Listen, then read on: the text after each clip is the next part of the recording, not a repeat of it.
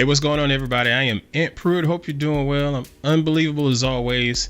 This week's video is going to be short, sweet, to the point, and filled with gratitude. Welcome to the channel. If this is your first time, I appreciate you stopping by and checking out the video. On this channel, I like to discuss different tips and tricks to help make you a better content creator, whether it's for photography or video or writing or what have you, and share all of my little findings and experience to help get me down this path. So if this is the type of content that interests you, consider hitting that subscribe button and make sure you hit that little notification bell so you know when my videos drop each week. Okay, let's go ahead and get into this week's video. Recently, I was sent a device from Wacom. It was their new Cintiq. I did an unboxing video. I'll put a link to it up here on the screen somewhere. But I did an unboxing video a couple weeks ago, and I didn't want to do a review until I had some time to spend with it and see how it works for me and my workflow. I own a couple Wacom devices right now, and I appreciate Wacom reaching out and sending this on over to me to review. But I have to make one thing clear. First off, Wacom sent this tablet to me for free.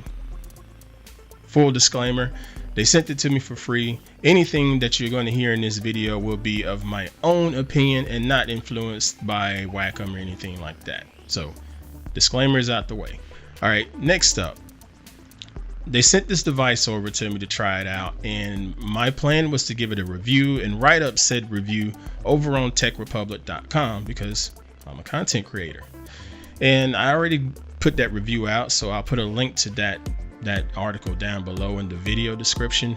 But I want to share my experience and thoughts with you as far as the Wacom CINTIQ being a photographer and not a graphic artist. I've reviewed a couple different Wacom tablets in the past. I'm a big proponent of their Intuos line. It's these sort of smaller ones like this one right here. It's just sorry for hitting the mic. This is a little black tablet, and it comes with a stylus that you can use to manipulate images on your screen. I like to use the Wacom to do brush strokes and things like that when I'm editing my photos. Graphic artists, of course, will use it to draw characters and scenes and paint and this and that, and that's great. But photographers tend to use Wacom tablets for doing touch-ups and brush strokes on their subject matter and whatnot. That's why I use it. So I'm not going to come at you with this review from an illustrator's point of view. I'm coming at you with a photographer's point of view. And I'll go ahead and get it right out the way. I really like this Cintiq. I reviewed a Cintiq Pro from Wacom. I believe it was last year or a year before, and it was okay.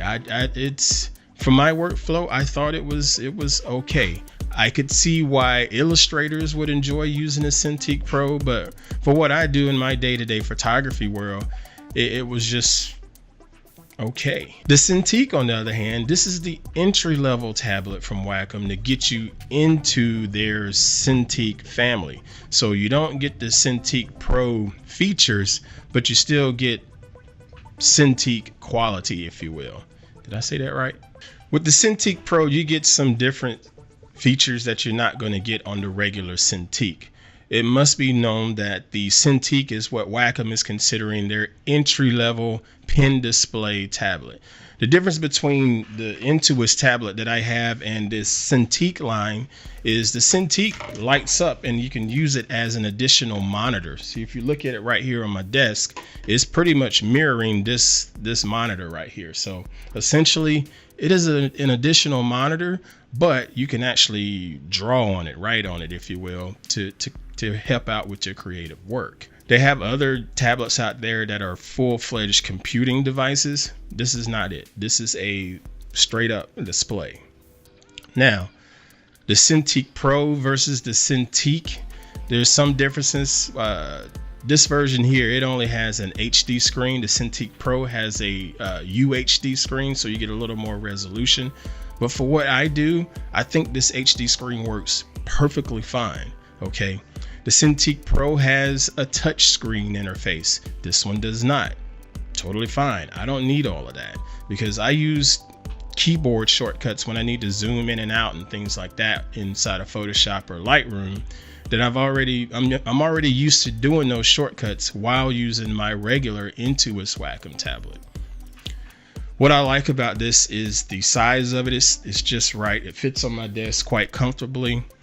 It's not a premium feel, if you will. I don't feel like I'm going to destroy it. You know, the Cintiq Pro sort of felt like I didn't want to touch it. The Cintiq is still very nicely built and everything, but I love the industrial design of it, and it feels good, and it feels great to use the Pen Pro on it and do all of my brush strokes and things like that. You still get a lot of the features from the pen that you get in the Cintiq Pro. Now you get about 8,100 different points of pressure when using the pen. So that allows you to get really detailed and specific when doing your brush strokes inside of Photoshop or Illustrator or anything like that. This thing is really nice. Again, you're only missing out on a couple touchscreen options, a few extra express key buttons, and the higher resolution. Otherwise, this is a great way to get yourself introduced to the Cintiq line of Wacom tablets. I totally love this device, and I really appreciate Wacom sending this over to me and gifting it to me and letting me use this thing and share my thoughts on it. I plan on using this device a little more specifically when I'm doing the headshots or things like that, because I could zoom in a little bit more and see what's happening on the screen and do a lot of the touch-ups as far as, you know, handling blemishes on the faces or things like that. It was really nice working that way with the Cintiq.